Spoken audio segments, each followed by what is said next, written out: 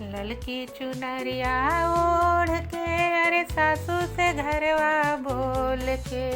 ललकी चुनरिया ओढ़ के सासू से घरवा बोल के,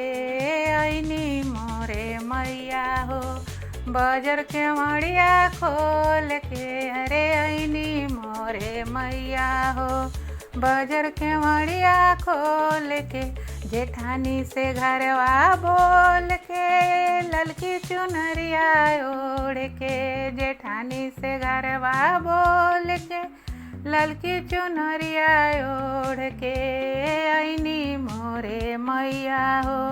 बजर के मड़िया खोल के, अरे ऐनी मोरे मैया हो बजर के मड़िया खोल के,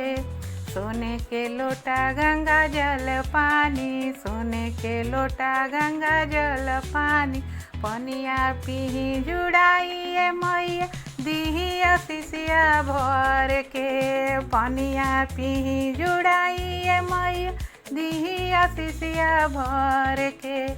ऐनी मोरे मैया हो बजर के मड़िया खोल के।